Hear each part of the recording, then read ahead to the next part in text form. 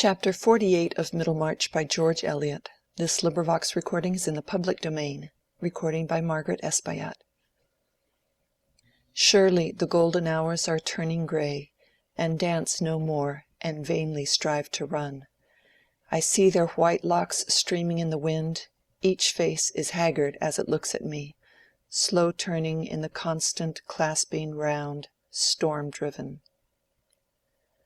Dorothea's distress when she was leaving the church came chiefly from the perception that Mr. Casaubon was determined not to speak to his cousin, and that Will's presence at church had served to mark more strongly the alienation between them. Will's coming seemed to her quite excusable, nay, she thought it an amiable movement in him towards a reconciliation which she herself had been constantly wishing for. He had probably imagined, as she had, that if Mr. Casaubon and he could meet easily, they would shake hands and friendly intercourse might return. But now Dorothea felt quite robbed of that hope. Will was banished further than ever, for Mr. Casaubon must have been newly embittered by this thrusting upon him of a presence which he refused to recognize.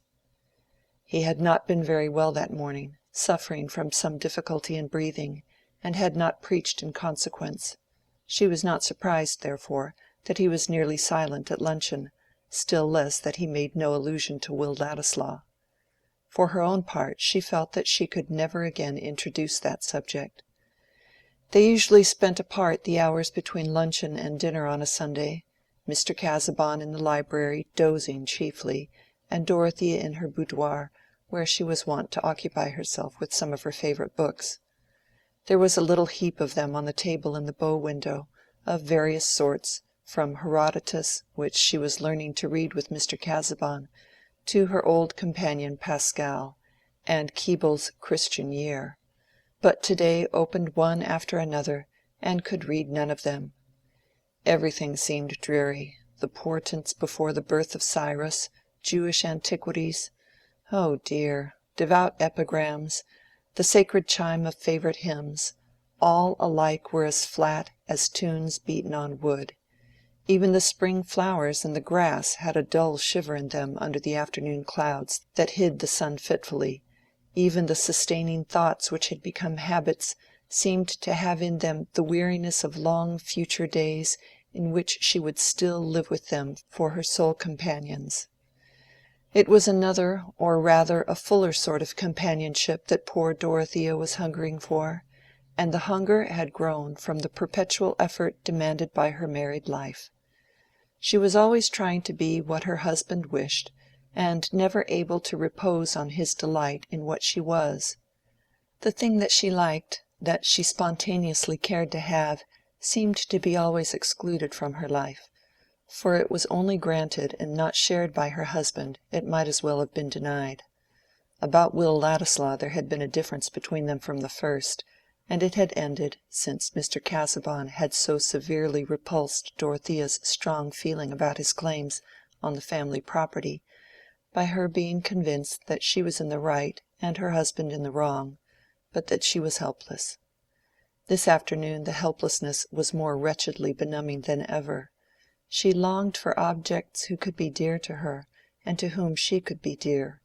She longed for work which would be directly beneficent like the sunshine and the rain, and now it appeared that she was to live more and more in a virtual tomb, where there was the apparatus of a ghastly labor producing what would never see the light. To-day she had stood at the door of the tomb, and seen Will Ladislaw receding into the distant world of warm activity and fellowship, turning his face towards her as he went. Books were of no use. Thinking was of no use. It was Sunday, and she could not have the courage to go to Celia, who had lately had a baby. There was no refuge now from spiritual emptiness and discontent, and Dorothea had to bear her bad mood, as she would have borne a headache. After dinner, at the hour when she usually began to read aloud, Mr. Casaubon proposed that they should go into the library, where, he said, he had ordered a fire and lights. He seemed to have revived, and to be thinking intently. In the library Dorothea observed that he had newly arranged a row of his notebooks on a table, and now he took up and put into her hand a well-known volume, which was a table of contents to all the others. "You will oblige me, my dear," he said, seating himself, "if, instead of other reading this evening, you will go through this aloud, pencil in hand, and at each point where I say 'mark,' will make a cross with your pencil. This is the first step in a sifting process which I have long had in view, and as we go on I shall be able to indicate to you certain principles of selection whereby you will, I trust, have an intelligent participation in my purpose." This proposal was only one more sign, added to many since his memorable interview with Lydgate, that Mr. Casaubon's original reluctance to let Dorothea work with him had given place to the contrary disposition, namely, to demand much interest and labor from her.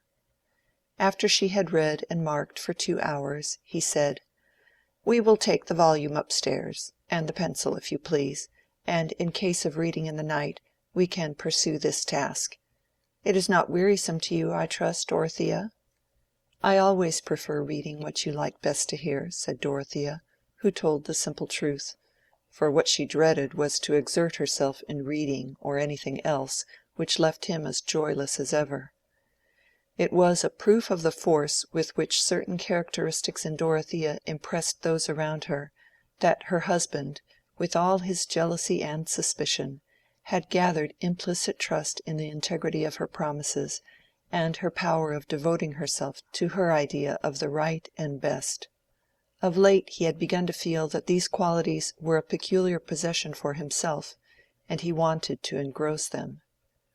The reading in the night did come. Dorothea in her young weariness had slept soon and fast. She was awakened by a sense of light, which seemed to her at first like a sudden vision of sunset after she had climbed a steep hill. She opened her eyes and saw her husband wrapped in his warm gown, seating himself in the armchair near the fireplace where the embers were still glowing.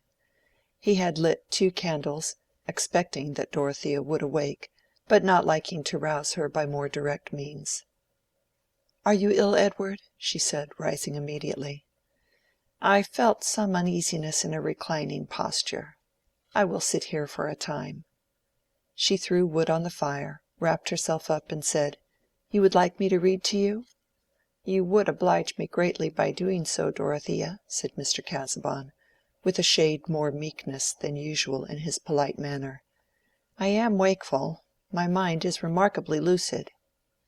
"I fear that the excitement may be too great for you," said Dorothea, remembering Lydgate's cautions. "No, I am not conscious of undue excitement. Thought is easy." Dorothea dared not insist, and she read for an hour or more on the same plan as she had done in the evening, but getting over the pages with more quickness. Mr. Casaubon's mind was more alert, and he seemed to anticipate what was coming after a very slight verbal indication, saying, "That will do, mark that," or "Pass on to the next head. I omit the second excursus on Crete." Dorothea was amazed to think of the bird-like speed with which his mind was surveying the ground where it had been creeping for years. At last he said, "Close the book now, my dear. We will resume our work tomorrow. I have deferred it too long, and would gladly see it completed. But you observe that the principle on which my selection is made is to give adequate and not disproportionate illustration to each of the theses enumerated in my introduction, as at present sketched. You have perceived that distinctly, Dorothea?" "Yes," said Dorothea, rather tremulously. She felt sick at heart. "And now I think that I can take some repose," said Mr. Casaubon. He laid down again, and begged her to put out the lights. When she had lain down too, and there was a darkness only broken by a dull glow on the hearth, he said, "Before I sleep, I have a request to make, Dorothea." "What is it?" said Dorothea, with dread in her mind. "It is that you will let me know, deliberately, whether, in case of my death, you will carry out my wishes, whether you will avoid doing what I should deprecate, and apply yourself to do what I should desire." Dorothea was not taken by surprise. Many incidents had been leading her to the conjecture of some intention on her husband's part which might make a new yoke for her. She did not answer immediately. "You refuse?" said Mr. Casaubon, with more edge in his tone. "No, I do not yet refuse," said Dorothea, in a clear voice, the need of freedom asserting itself within her. "But it is too solemn. I think it is not right, to make a promise when I am ignorant what it will bind me to. Whatever affection prompted, I would do without promising." "But you would use your own judgment. I ask you to obey mine. You refuse." "No, dear, no," said Dorothea, beseechingly, crushed by opposing fears. "But may I wait and reflect a little while? I desire with my whole soul to do what will comfort you, but I cannot give any pledge suddenly, still less a pledge to do I know not what." "You cannot then confide in the nature of my wishes." "Grant me till tomorrow," said Dorothea, beseechingly. "Till tomorrow, then," said Mr. Casaubon. Soon she could hear that he was sleeping, but there was no more sleep for her. While she constrained herself to lie still lest she should disturb him, her mind was carrying on a conflict in which imagination ranged its forces first on one side and then on the other. She had no presentiment that the power which her husband wished to establish over her future action had relation to anything else than his work. But it was clear enough to her that he would expect her to devote herself to sifting those mixed heaps of material, which were to be the doubtful illustration of principles still more doubtful. The poor child had become altogether unbelieving as to the trustworthiness of that key which had made the ambition and the labor of her husband's life. It was not wonderful that, in spite of her small instruction, her judgment in this matter was truer than his, for she looked with unbiased comparison and healthy sense at probabilities on which he had risked all his egoism. And now she pictured to herself the days and months and years which she must spend in sorting what might be called shattered mummies, and fragments of a tradition which was itself a mosaic wrought from crushed ruins, sorting them as a food for a theory which was already withered in the birth like an elfin child. Doubtless a vigorous error vigorously pursued has kept the embryos of truth a-breathing, the quest of gold being at the same time a questioning of substances. The body of chemistry is prepared for its soul, and Lavoisier is born. But Mr. Casaubon's theory of the elements, which made the seed of all tradition, was not likely to bruise itself unawares against discoveries. It floated among flexible conjectures no more solid than those etymologies which seemed strong because of likeness in sound, until it was shown that likeness in sound made them impossible. It was a method of interpretation which was not tested by the necessity of forming anything which had sharper collisions than an elaborate notion of Gog and Magog. It was as free from interruption as a plan for threading the stars together. And Dorothea had so often had to check her weariness and impatience over this questionable riddle-guessing, as it revealed itself to her instead of the fellowship in high knowledge which was to make life worthier. She could understand well enough now why her husband had come to cling to her, as possibly the only hope left that his labors would ever take a shape in which they could be given to the world. At first it had seemed that he wished to keep even her aloof from any close knowledge of what he was doing, but gradually the terrible stringency of human need, the prospect of a too speedy death. And here Dorothea's pity turned from her own future to her husband's past, nay, to his present hard struggle with a lot which had grown out of that past, the lonely labor, the ambition breathing hardly under the pressure of self-distrust, the goal receding, and the heavier limbs, and now at last the sword visibly trembling above him. And had she not wished to marry him that she might help him in his life's labor? But she had thought the work was to be something greater, which she could serve in devoutly for its own sake. Was it right, even to soothe his grief? Would it be possible, even if she promised, to work as in a treadmill fruitlessly? And yet could she deny him? Could she say, "I refuse to content this pining hunger"?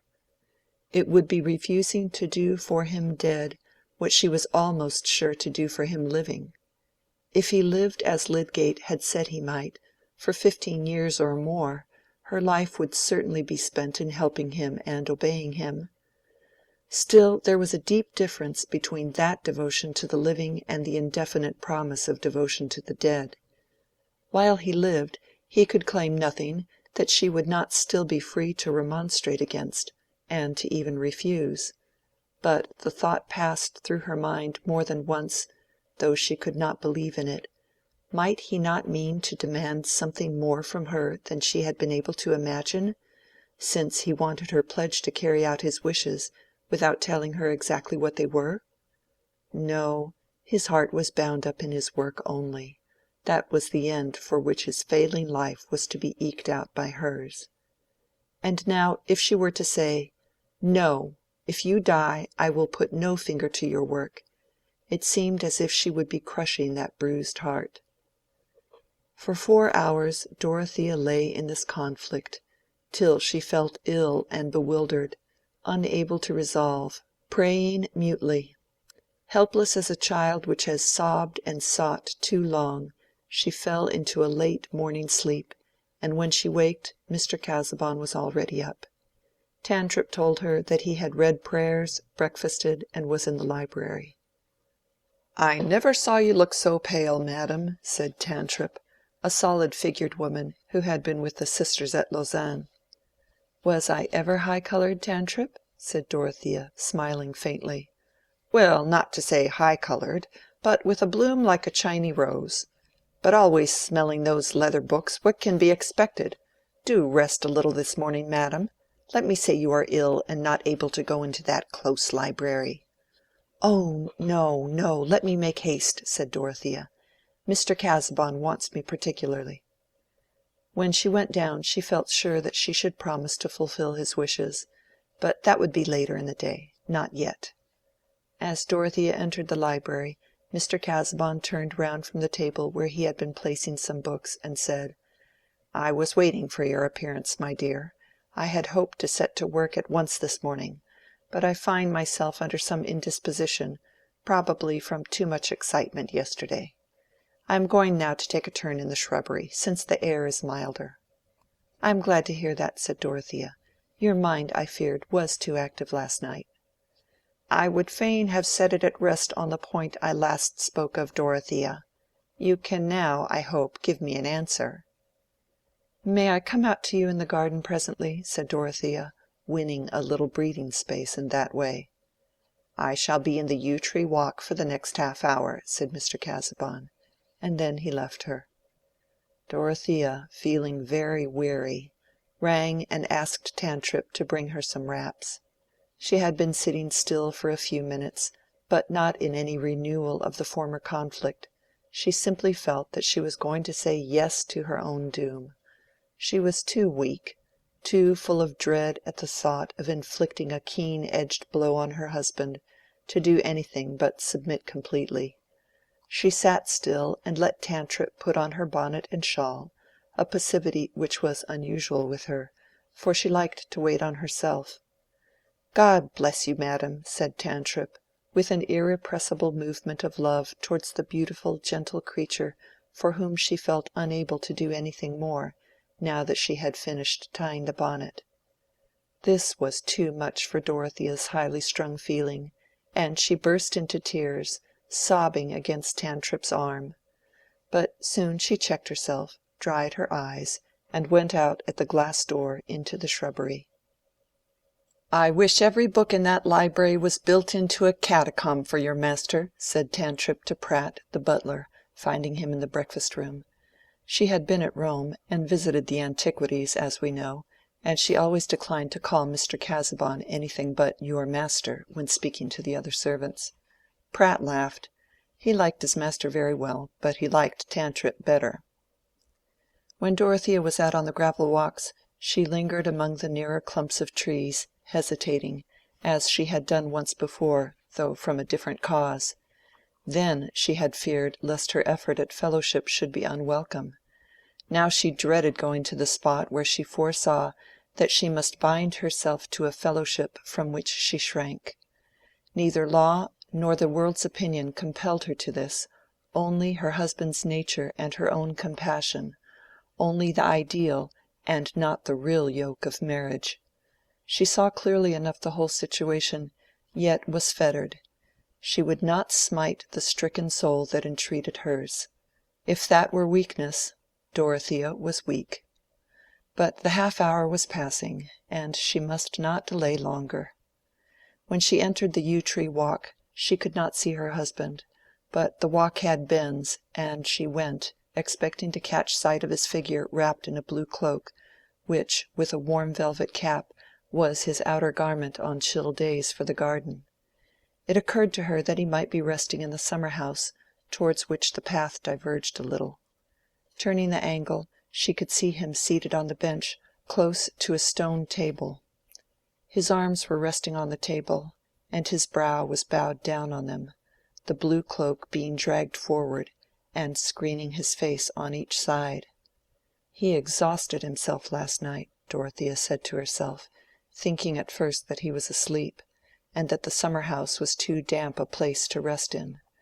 But then she remembered that of late she had seen him take that attitude when she was reading to him, as if he found it easier than any other, and that he would sometimes speak as well as listen with his face down in that way. She went into the summer-house and said, "I am come, Edward, I am ready." He took no notice, and she thought that he must be fast asleep. She laid her hand on his shoulder and repeated, "I am ready." Still he was motionless, and with a sudden confused fear she leaned down to him, took off his velvet cap, and leaned her cheek close to his head, crying in a distressed tone, "Wake, dear, wake! Listen to me! I am come to answer." But Dorothea never gave her answer. Later in the day, Lydgate was seated by her bedside, and she was talking deliriously, thinking aloud, and recalling what had gone through her mind the night before.